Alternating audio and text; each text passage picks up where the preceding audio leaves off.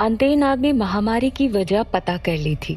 उसने एक व्यक्ति को पकड़ लिया था जो कि रात के अंधेरे में मगध के पश्चिम में बहने वाली सोनभद्र नदी में सफेद पदार्थ मिला रहा था। उसे लेकर अंतेय नाग सम्राट के पास आया था। सम्राट लगभग ठीक थे, लेकिन चलने में उन्हें अब भी मुश्किल हो रही थी।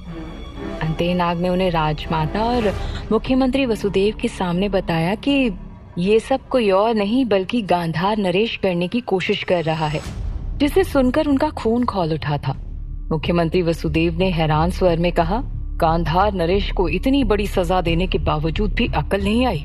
उसने इतना बड़ा कदम उठाने से पहले एक बार भी नहीं सोचा कि उसकी इस हरकत की वजह से पूरा मगध खत्म हो जाता। यदि देवी आम्रपाली ने समय पर अपना उपाय न किया होता तो आज मगध कब्रिस्तान में बदल चुका होता। हर दिन लोग मर रहे होते। शर्म आनी चाहिए उसे। राजा होकर ऐसी तुच्छ हरकत करता है। राजमाता और सम्राट अब मौन थे। राजमाता ने गंभीर स्वर में कहा, वो किस हद तक गिरा हुआ है ये तो तभी पता चल गया था जब उसने रानी कौशला देवी को कैद किया था, लेकिन लगता है कि उसे पिछली बार का सबक याद नहीं है। राजमाता अपनी बात कहती जा रही थी, लेकिन सम्राट का ध्यान किसी और बात पर था। अगले ही पल राजमाता ने सम्राट से कहा, पुत्र आप आराम कीजिए, हम अभी आते हैं। चलिए वसुदेव जी। इतना कहकर राजमाता वहां से जा रही थी। तभी सम्राट ने अपनी खामोशी को तोड़ते हुए राजमाता को रोका और कहा, रुकिए बड़ी माँ। उनकी आवाज सुनकर राजमाता रुक गई और पलटते हुए कहती हैं, क्या हुआ बिंबिसार? यदि हमने अभी उन्हें जवाब नहीं दिया तो वो आगे भी अपनी चाल चलता रहेगा। तभी सम्राट ने कहा, राजमाता आप उचित कह रही हैं। गांधार नरेश को उसके किए की सजा तो अवश्य देंगे, लेकिन अभी हमारी प्राथमिकता हमारी प्रजा की जान बचाना है। सम्राट की इस बात पर मुख्यमंत्री वसुदेव ने कहा, आप उचित कह रहे हैं सम्राट, लेकिन आप ये सब करेंगे कैसे? सम्राट ने तुरंत विश्वास के साथ तेज भरे शब्दों में निर्णय लिया और वसुदेव से कहा, वसुदेव जी नदी पर बने अंतिम बांध को अभी के अभी बंद करवाइए। इसके साथ ही नदी जिन भी राज्यों से होकर गुजर रही है वहां के राजाओं को इस बारे में सूचित कीजिए और उनसे कहिए कि उस नदी पर बने बांध को बंद कर दें, ताकि नदी का पानी दूसरे राज्यों में जाने से रुक जाए। जब तक पानी साफ नहीं हो जाता हम सभी को सतर्क रहना होगा और कुछ दिन तक पानी का प्रयोग उबाल कर करना होगा। जाइए, अब विलंब मत कीजिए। मुख्यमंत्री वसुदेव सम्राट का आदेश मानकर तुरंत वहां से चले गए। उनके जाने के बाद राजमाता ने सम्राट से कहा, पुत्र और गांधार नरेश का क्या? उसका क्या करना है? सोचा है आपने कुछ? अंतेय नाग अभी वहीं पर था। सम्राट ने उसकी तरफ देखा और फिर राजमाता से कहा, बड़ी माँ उन्हें कैसे जवाब देना है ये हम अच्छी तरह से जानते हैं, लेकिन पुत्र आपको ज्ञात है ना कि पिछली बार हमने उसके साथ क्या किया था? उसके माथे पर मगध का नाम लिखवाया था जिसे वो जीवन भर नहीं मिटा सकता। इसके बावजूद भी उसने ये सब किया, तो क्या वो अगली बार हमारे खिलाफ कुछ नहीं करेगा? सम्राट की आंखों में गांधार नरेश के लिए आक्रोश उमड़ आया था। वो उग्र होते हुए कहते हैं, उन्होंने हमारे साम्राज्य को खत्म करने की कोशिश की है। हम उन्हें ऐसा सबक सिखाएंगे कि उनकी ही प्रजा उन्हें राजा मानने से इनकार कर देगी। अब बस बहुत हो गया। गांधार नरेश के साथ तू तू मैं का खेल बहुत हुआ। अब ये खेल हम समाप्त करेंगे। एक तरफ सम्राट गांधार नरेश को सबक सिखाने की सोच रहे थे, तो दूसरी तरफ आम्रपाली भी अब आखिरी गांव में पहुंच चुकी थी। वहां पहले से ही लोग आम्रपाली के स्वागत के लिए गांव के प्रवेश द्वार पर खड़े थे। जो लोग ठीक थे वो द्वार के दाईं तरफ थे और जो बीमार थे वो बाईं तरफ खड़े थे, और उन दोनों के बीच में गांव का मुखिया था। आम्रपाली का रथ गांव के प्रवेश द्वार के पास आकर रुका।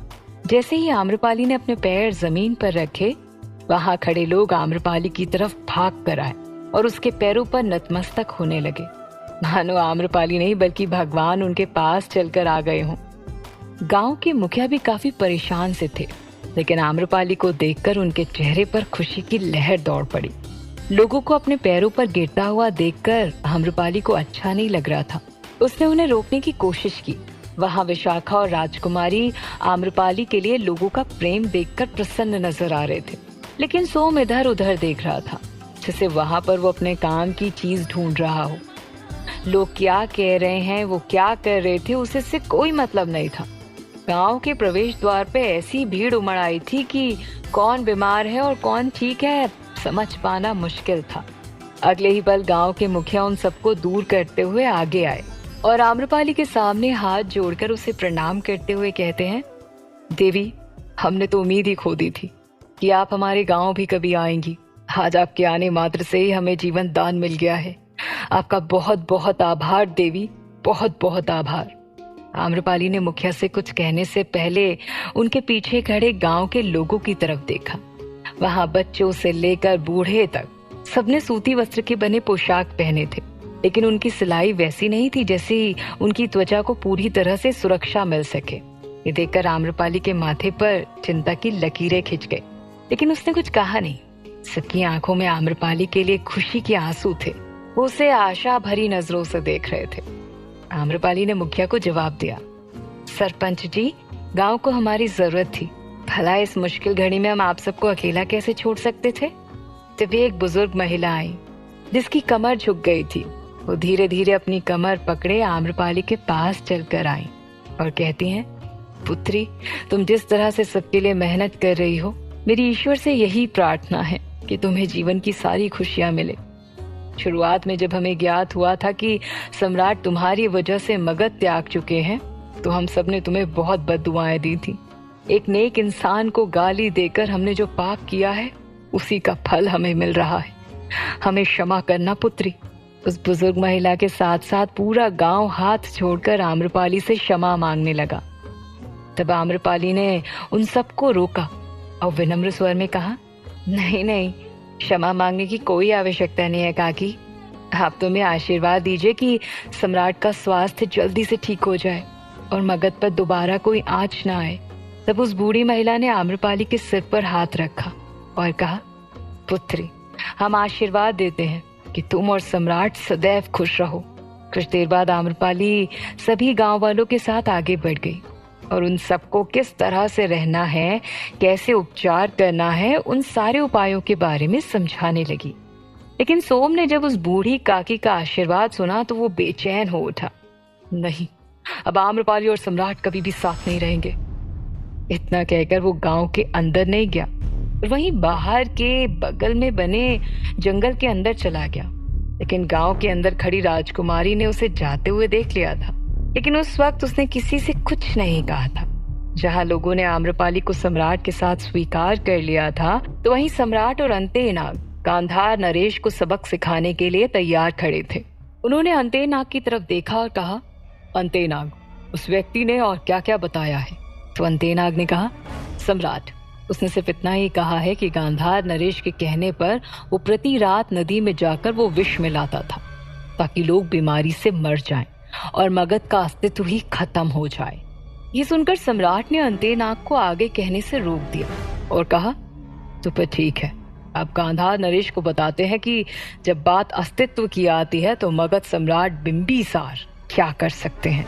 ये बोलकर उन्होंने अंतेनाग से तुरंत कहा, तुम अभी के अभी गांधार जाओगे अंतेनाग, बाकी तुम्हें क्या करना है ये तुम बहुत बेहतर जानते हो।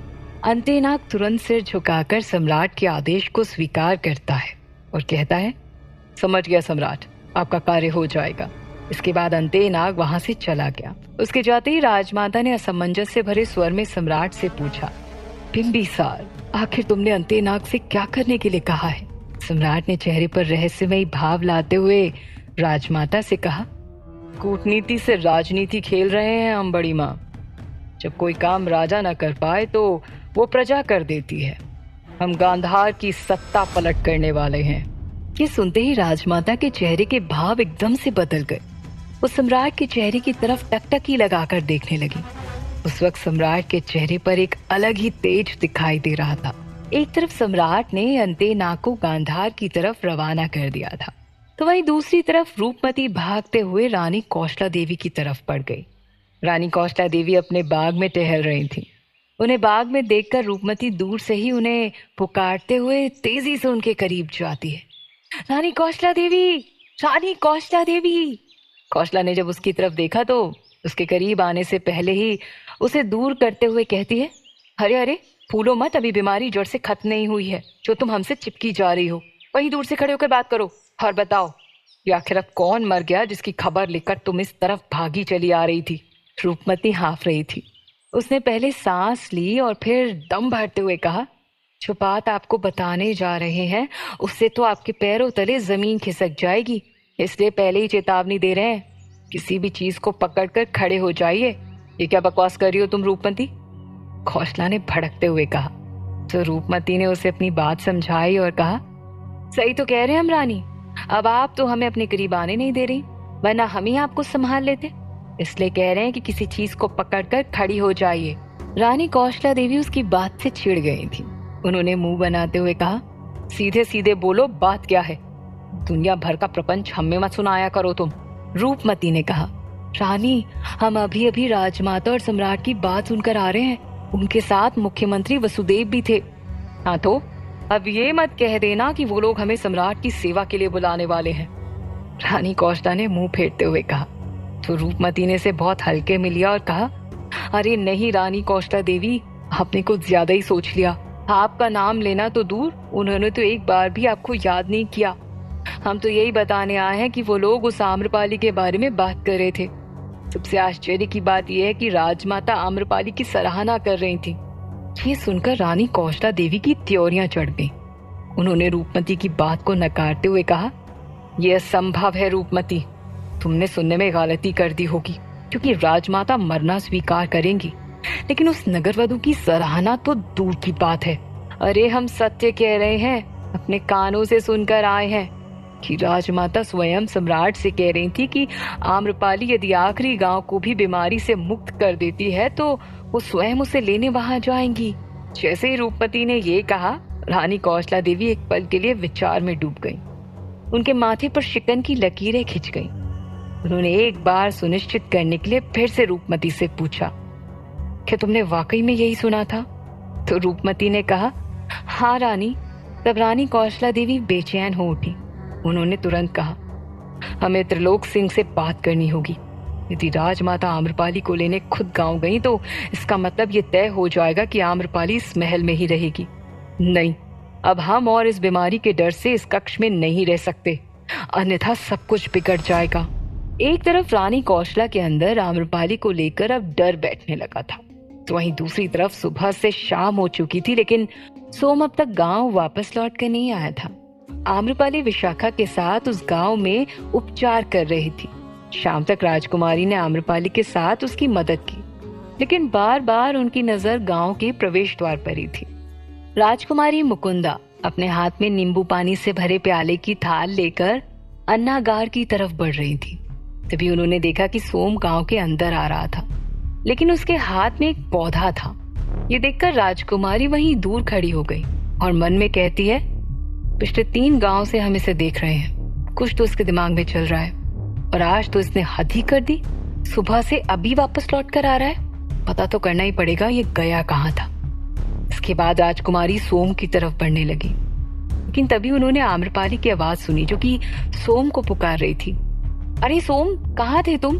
सुबह से हम तुम्हें ही ढूंढ रहे हैं, हमें तुम्हारी आवश्यकता है, जल्दी आओ यहाँ। आम्रपाली सोम और राजकुमारी मुकुंदा के बीच में खड़ी थी।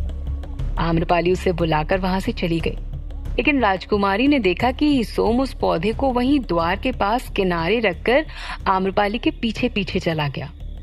रात का वक्त था। राजकुमारी मुकुंदा विशाखा के साथ पूरे गांव का निरीक्षण कर रही थी।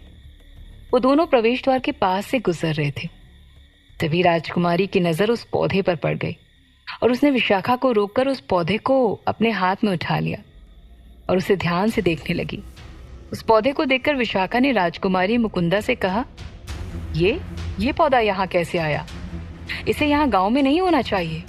विशाखा की बात सुनकर राजकुमारी हैरानी से उसकी तरफ देखती है और कहती है, क्यों?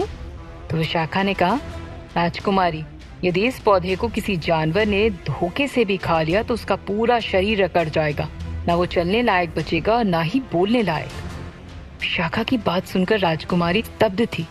उसके मन में सबसे पहले यही सवाल आया, आखिर सोम उस औषधि का क्या करने वाला था? अब रानी कौशला आम्रपाली को महल आने से कैसे रोक पाएंगी?